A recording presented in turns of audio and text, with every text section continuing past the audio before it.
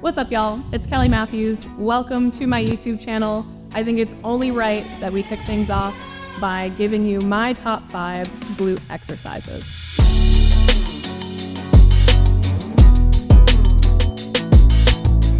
The only 3 things you need for your barbell hip thrusts are going to be a bench or a box, a barbell, and then a pad to put across the bar so that you don't bruise up your hips when you start to lift. If you're on the shorter side, a traditional bench might be a little too high for you, so you either want to use a lower box or you might want to elevate the plates so that you don't have to shimmy your way up to the top when you start. Okay, we're going to put our bar pad on, and you want to roll it right over your hips. You want to make sure that you're setting up with just your shoulder blades on the bench here, okay? So you don't want to be any higher or you don't want to be way up here to where you could slide off. It's also important, especially as you get heavier, that you don't use your arms to help you lift up onto the bench. I've seen some gnarly injuries from doing that. So just plant your feet, kind of pull them in toward you. You should almost be able to touch your heels with your fingertips, maybe not quite. And then from there, we're just gonna lift up, drive through our feet, and lift to full hip extension here. We're working the glutes in the shortened position. That's that hip extended position here. So you really want to focus on like squeezing a penny between your butt cheeks every time you get up, scooping your tail underneath you. And then when we come down, it's truly a hip hinge. So you don't want to let your ribs stick up in the air like this and just lose any core tension. What you want to do is pull your ribs down and in, keep your chin down, tuck your tail, and then lift your hips all the way up. So all the way through, it's gonna look like this. You almost wanna tap those plates on the floor. Get as deep as you can, lift, tuck your tail, full hip extension, and squeeze that penny, give yourself an ugly butt. All right, let's put some real weight on this bar. Exercise selection isn't the only thing that matters when it comes to growing any muscle group. And same applies here. So when you're thinking about number of sets per week that you wanna do, in order to see hypertrophy or growth in the muscle, somewhere between 10 and 20 working sets. What's a working set? You have to be close enough to failure in order for it to be considered a working set. So somewhere around 3 or less reps away from failure, which means you could not do any more reps. So every set I do that I consider a working set is gonna be no more than 3 reps away from failure, which means it should be pretty hard and pretty heavy.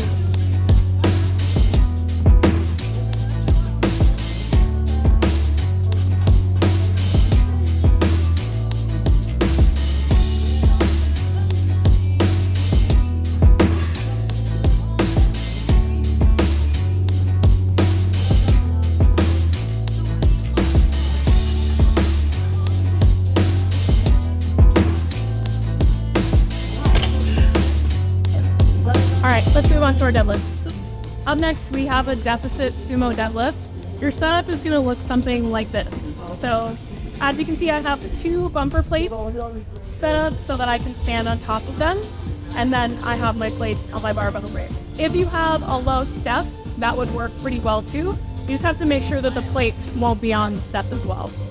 So to get into position, we're gonna start with our feet on our elevated surface, and you're gonna be in a sumo position with your toes turned way out, okay? Almost uncomfortably turned out. From here, you're gonna open up your knees like you're trying to point them toward your pinky toes. Sit really, really low. And if you couldn't tell, we're gonna be working the glutes more in the lengthened position or stretched position here, rather than the hip thrust when we were in that shortened, extended position, okay? So from here, you're gonna grip your bar. You can do overhand grip or mixed grip, whatever feels best for you. You're gonna sit real low, drive those knees up. You're actually gonna keep your torso relatively upright as much as you can in this position. And then from there, we're gonna pull straight up. And then as you come down, I want you to come down a little bit slow. Really control, tap those plates down, and then explode up. As you can see, my knees are driving out wide, and we're at the bottom here. You're getting one of the gnarliest stretches in your glutes you're gonna feel. You'll also feel this in your adductors as well, on the inside of your thighs. You're going to definitely want to start light here, lighter than you would for your regular deadlifts or even for your RDLs. All right, let's do a working set.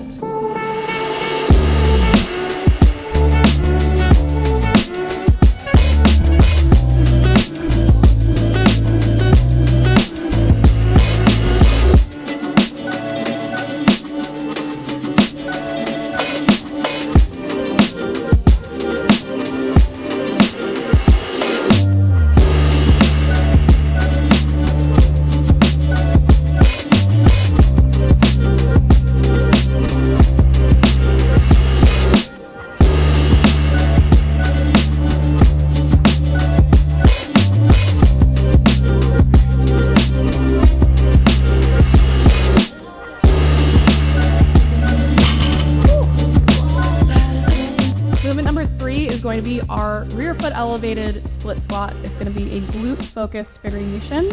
If you guys are my OG TikTok crowd, you might remember my video that went viral talking about adding a slight rotation to your rear foot elevated split squats, and that's what we're going to focus on today. So if you're thinking about more of a quad focus, you're going to keep your torso more upright. We're going to focus on that knee flexion. Here, we're trying to hit the glute more primarily. So I'm going to actually elevate my foot a little bit. We'll add a little spice, and these are going to suck. Just FYI, you need to know that going into it and just embrace the suck. You're either going to want to have one of these little fancy rollers that you can adjust the height. Again, this is great for my shorter queens. But if you have a bench or a box, that's going to work great too. Okay. So from here, I'm going to work with my right leg first. I like to have dumbbells in both hands. You could also do one hand if that works better for you. We're going to start elevating my right foot up on my plate, and then you're going to bring the laces of your back foot onto your roller or onto your bench. From here, before I even start, I'm going to think about slightly shifting my hips over to my right, because we're trying to lengthen this right glute. This is another lengthened exercise. We're focusing on getting some stretch in the glute rather than the extension portion of the exercise. So I'm going to sit down. I'm going to slightly hinge forward so that my chest comes toward my thigh. And again, I'm kind of sitting into that rotation and framing my right foot with the dumbbells. So you can see my knee is still pointing over my toe, but my torso is slightly rotated toward this right side. Okay? You want to make sure you sit real low, feel that stretch, and then drive up through your right foot and get all the way up to the top before you go into your next one. Some common concerns with this is that your knee's just going to spontaneously combust. If you rotate into it a little bit, that will not happen. If you have healthy knees and you've never had any issues, you do not need to worry about that. In terms of your upper body positioning, relaxed shoulders, you want to keep them back, and you want to keep a relatively neutral spine with your chin down, but don't worry about that too much. All right, let's hit a working set, even though I don't want to.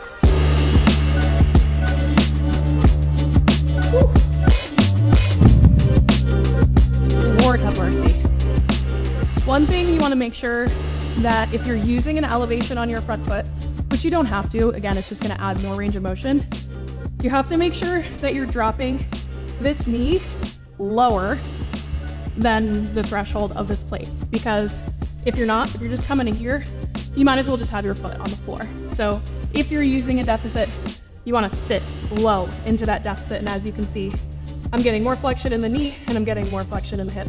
Lost more stretch in the glute.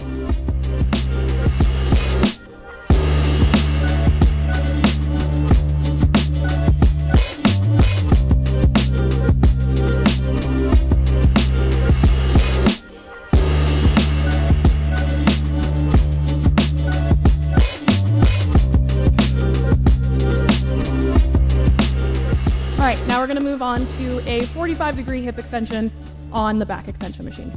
All right, y'all, we are on to movement number 4, and we have 45-degree hip extension. You might hear this called like hyperextension, back extension. There's a lot of different names for it, but you'll know it when you see it.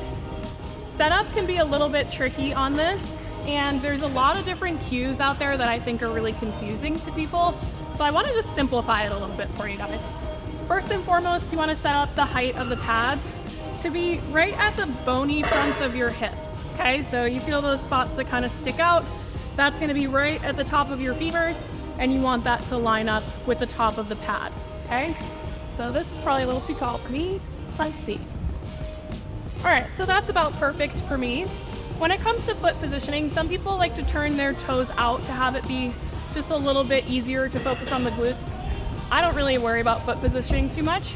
You can have a slight bend in the knees, to take some of the hamstring out of it, but it's always going to be a hamstring exercise as well. So if you're feeling it in your hamstrings, doesn't mean you're doing it wrong. That's just naturally part of the exercise, because as you can see at the bottom, my hamstrings are getting really long. So to start, you want to make sure you're in your comfortable position. If we're doing it body weight, you can just cross your arms across your chest, and we're going to hinge down here until you feel some good length in your hamstrings. And you should think about, sorry to be vulgar, but just spreading your butt cheeks at the bottom. So you want to think about like opening up your butt cheeks at the bottom, and then when you're ready to come up, the first thing you're going to think about doing is tucking your tail and pulling your back pockets towards your heels. That's what's going to engage your glutes, okay? So we're feeling a stretch here, and then we're tucking, lifting up, and we only have to come to hip extension. That's why I don't like calling it hyperextension, because people automatically get here and they really hyperextend. You don't need to get this high. Just come to extension. You can keep a slight round in the upper back, but again, it's not really necessary. So you're gonna reach, come up, squeeze your glutes, and then lower down, spread your cheeks, and go again. All right, I'm gonna do it with some dumbbells. You have a few different options in terms of loading. It depends on the height of the machine. I'm lucky here because this guy's pretty far up off the ground, so I can keep my arms extended. If yours is lower to the ground, you may want to use like a plate or something that you can hold pretty close to your chest, or you can also get an easy curl bar, the curved bars, and put it in your elbows and use it that way so that it doesn't hit the ground when you're at the bottom. All right, let's do a working set.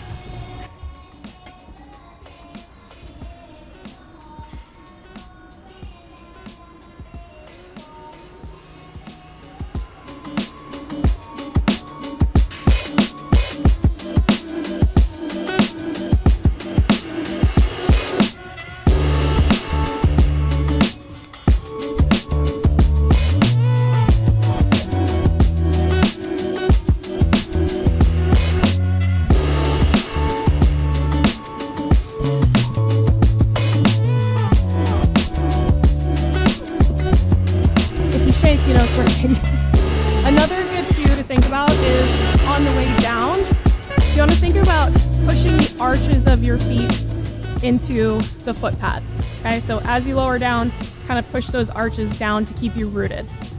All right, let's move on. All right, last but not least, our fifth movement is going to be a glute medius cable kickback.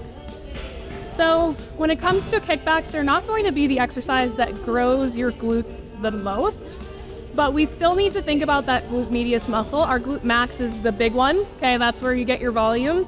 But your glute med is gonna be higher up here on the side, and it will really help you round out your glutes, which I know we all want.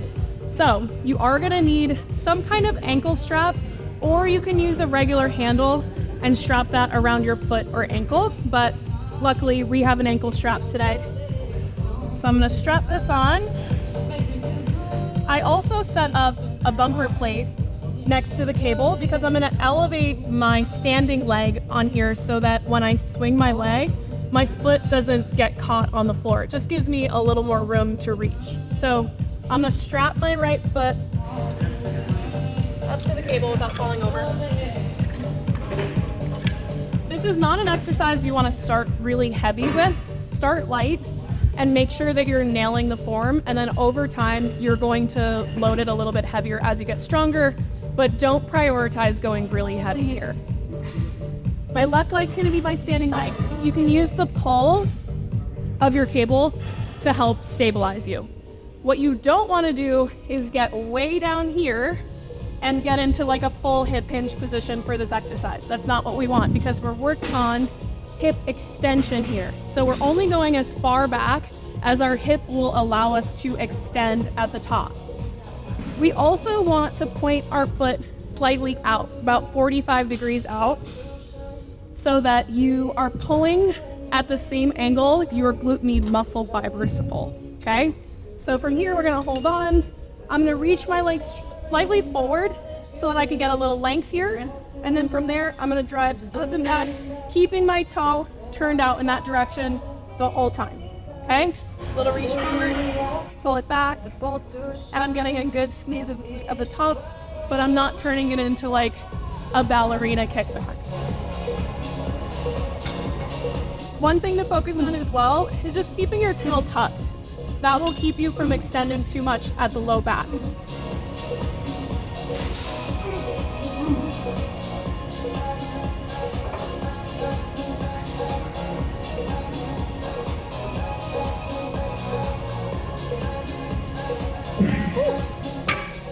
So you should really feel that kind of in your outer glute.